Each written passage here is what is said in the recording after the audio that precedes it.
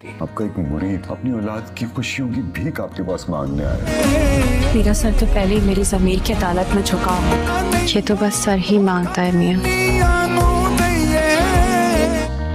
हमारे यहाँ गैर सैयदों में बेटी नहीं दी जाती। रिदा शेर को पसंद आ गई है, उससे शादी करना चाहता। मुझे मेरी बहन के लिए फहद का रिश्ता ठीक नहीं लग रहा, यहाँ बात खत्म हो जाती है। मैं चाहती हूँ कि नसीम का रिश्ता फहद से पक्का किया जाए। मेरी राय के खिलाफ कोई जाता है ना तो ऊसा चढ़ जाता है, बस इतनी सी बात थी। अगर यहाँ से मायूस भी गए ना, मैं खुश रहूंगा जिंदगी। मेरे बाप ने सबके सामने घुटनों पे बैठ के मेरी खुशियों की कीमत तो अदा की।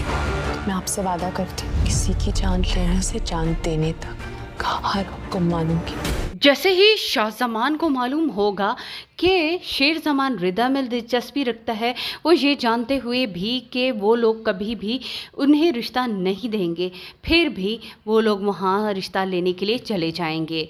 शेर जमान अपनी वालदा को जब ये बताएगा कि वो रिदा से बेइंतहा मोहब्बत करता है, तब वो उसे मना करेंगी कि वो लोग सैयद हैं और सैयद कभी भी गैर सैयदों में शादी नहीं करते। बेहतर यही है कि तुम अपने कदम यहीं पर रोक लो। मगर शेर जमान ऐसा नहीं करेगा। तब उसकी माँ ना चाहते हुए भी उसके बाप को ये सारी बात बताएगी। लेकिन यहाँ पर तहमीना बेगम को इस बात का काफ़ी ज़्यादा गुस्सा होगा कि उसकी बेटियों को तो हक नहीं रखा गया, सब कुछ शेर जमान को दे दिया गया, और अब शेर जमान इतनी बड़ी बात भी कह रहा है तो सब हंसी खुशी रिदा के घर जा रहे हैं। वहाँ उनका बहुत अच्छे से इस्तकबाल होगा।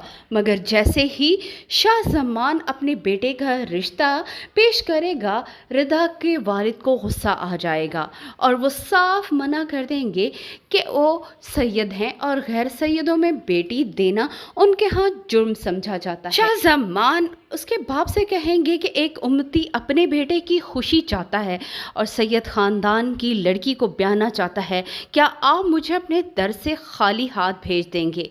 तब रिदा का बाप यही कहेगा कि उनके यहाँ ऐसा नहीं होता, वो बहुत ज़्यादा मजबूर हैं। यहाँ पर वो लोग रिदा का रिश्ता लेने तो आए हैं, मगर किसी को भी ये यकीन नहीं है कि ये रिश्ता हो पाएगा या नहीं हो पाएगा। लेकिन जिस तरह से अपने बाप को शेर जमान झुके हुए देखेगा, फ़ौरन उठकर भागेगा, वालिद को उठाएगा, गले लगाएगा और बोलेगा कि बाबा ये रिश्ता हो ना हो, मुझे मेरी खुशियाँ मिले ना मिले, मगर जिस तरह मेरी खुशियों की खातिर अपने घुटनों के बल बैठ गए, इस बात की मुझे बहुत ज़्यादा खुशी है। फजर अपने घर वापस तो आ गई है, मगर शौकत उससे बात नहीं कर रहा। तब वो बाप के कदमों में बैठ जाएगी, उसके घुटने पर हाथ रखेगी और बोलेगी कि बाबा आप मुझे माफ़ कर दें, अब मेरी ज़िंदगी आपकी है, इसके लिए मुझे आप जो हुक्म देंगे मैं वही करूँगी। किसी की जान लेने का भी कहेंगे तो भी मैं पीछे नहीं हटूँगी। और तभी शौकत के जहन में एक आइडिया आएगा। इस सिलसिले में वो अभी उसे कुछ नहीं कहना चाहता, मगर फजर को जिस तरह से वो नज़रअंदाज करेगा, उसके बाद उसके वालिद और फुप्पो वो भी यही चाहेंगे कि फजर को सिर्फ उसके कमरे तक ही महदूद कर दिया जाए।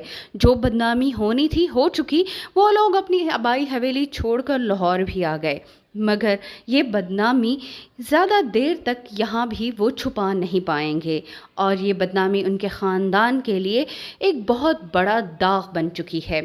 दूसरी तरफ शेर जमान अपनी माँ और अपने बाप दोनों से ही बहुत ज़्यादा खुश है, मगर वो इस बात से भी परेशान है कि पता नहीं रिदा के घर वाले इस रिश्ते के लिए राज़ी होंगे भी या नहीं होंगे। उसे ज़्यादा उम्मीद तो नहीं है, मगर वो रिदा से मोहब्बत करता है और उसे ये भी मालूम है कि रिदा भी उसे चाहती है, मगर वो अपने घर वालों के सामने मजबूर है, ये भी वो जानता है।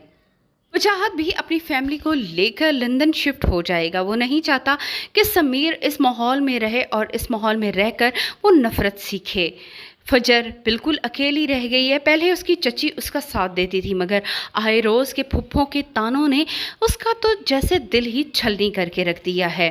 यहाँ पर शगुफ्ता अपनी बेटी फजर को अपनी माँ के घर ले जाना चाहती है, लेकिन वो यहाँ से जाना ही नहीं चाहती।